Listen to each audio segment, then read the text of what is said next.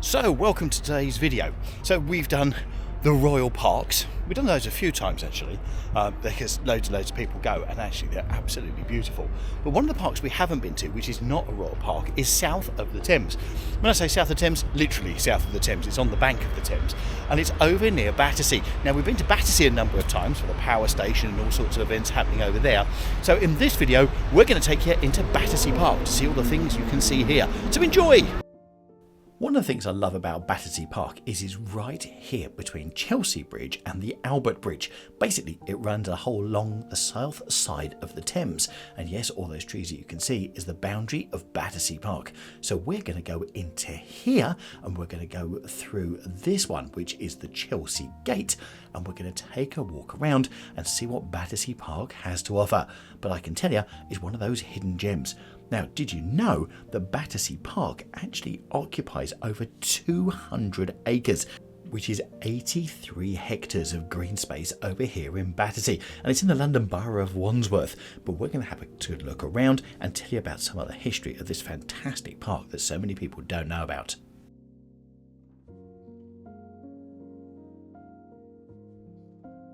On a beautiful sunny day, it really does give you a great view of the Thames from the towpath which runs through the northern part of Battersea Park. And as you can see here, the tide is out. So looking down this way, you have the Albert Bridge, which is pretty in its own right, especially at night with all the light bulbs going. Then over the other side, you have the Chelsea Hospital where the Chelsea Flower Show is, and then this is Chelsea Bridge. And just on the other side of Chelsea Bridge, you have Battersea Power Station, which we featured a number of times, not only at Christmas, but also for their lights and also the fantastic shopping centre that they put in the regenerated power station. Now, also right by the Thames here in Battersea Park, which you can quite clearly see from the northern bank as well, is this, which is the Peace Pagoda.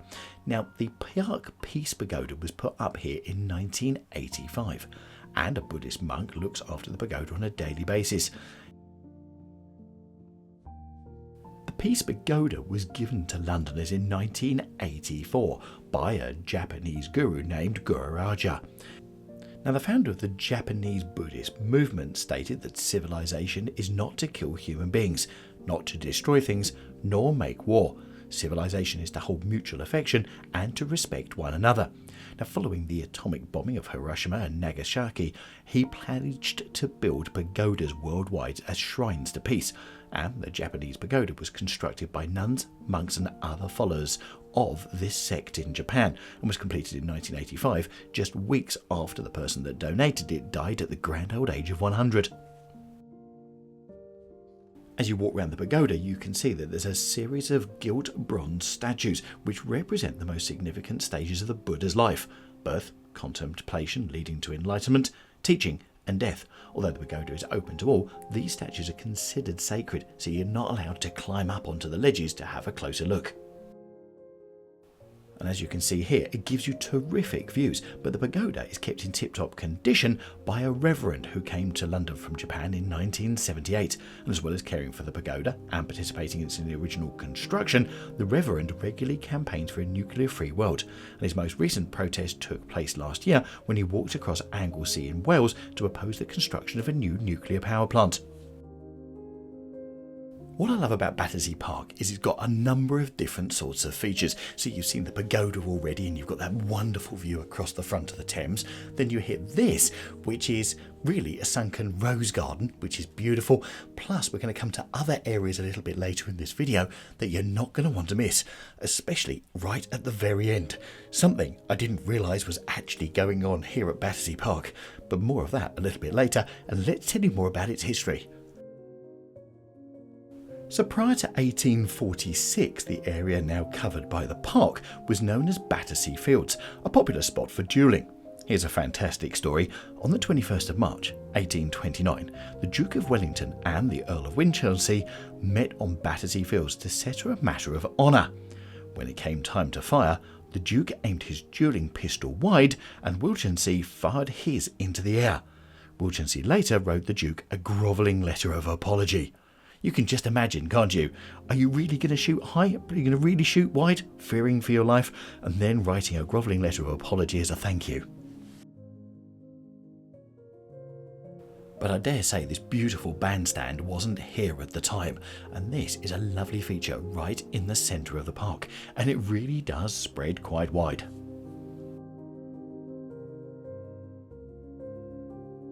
Separated from the river by a narrow raised causeway, the fields consisted of low, fertile marshes intersected by streams and ditches, with the chief crops being carrots, melons, lavender all the way up to Lavender Hill, and the famous Battersea bunches of asparagus.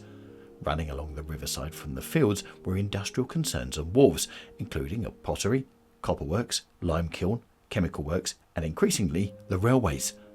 The site of Battersea Power Station was partly occupied by the then famous bawdy Red House Tavern, patronised by Charles Dickens, and access was via the rickety wooden Battersea Bridge or by ferry from the Chelsea Bank.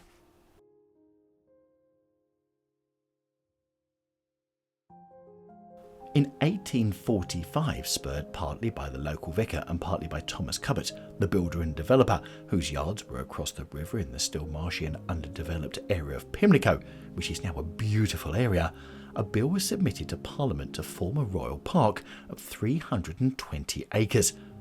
The Battersea Park Act of 1846 was passed in 1846, and £200,000 was promised for the purchase of the land. The Commission for Improving the Metropolis acquired 320 acres of Battersea Fields, of which 198 acres became Battersea Park and opened in 1858. The remainder was let on building leases.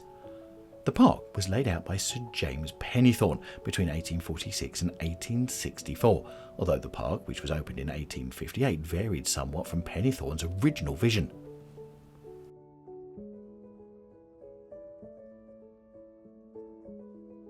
You've got to admire the wildlife and just look at this crane balancing himself on this fir tree right by the river, which is quite incredible because kids were running around, you've got lots of other wildlife, and he just still stayed there remaining.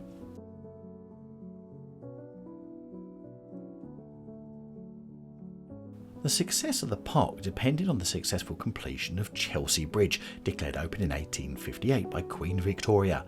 In her honour, the road alongside the eastern edge of the park was called Victoria Road, linked to Queen's Road by Victoria Circus, now Queen's Circus. Victoria Road and Queen's Road later became Queenstown Road. Prince of Wales Road, now the Prince of Wales Drive, was laid along the southern boundary, and Albert Bridge Road constructed along the western side. The park came under the management of the newly formed London County Council in 1889. Now here's one. The park hosted the first exhibition football game played under the rules of the recently formed Football Association on the 9th of January 1864, and the members of the team were chosen by the president of the FA and also the secretary, and included many well-known footballers of the day. So whilst we've seen water already in this video in the different lakes, this one is slightly different. It's a boating lake, but just look at the number of people here all doing their paintings, all painting the trees and the water here, which you can come and have a look at, and you can get really close and come and see what people are painting. It's absolutely beautiful. And the other surprising thing just around the corner is you've got a beautiful big cafe as well. So you can take a walk, come down here, watch some people do some painting, or come and do some painting yourself, and also come and have a drink right in the middle of Battersea Park.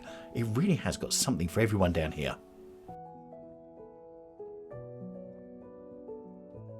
In more recent years in the history, during both world wars, the park was turned over to allotments for much needed vegetables, and also a pig farm was also set up.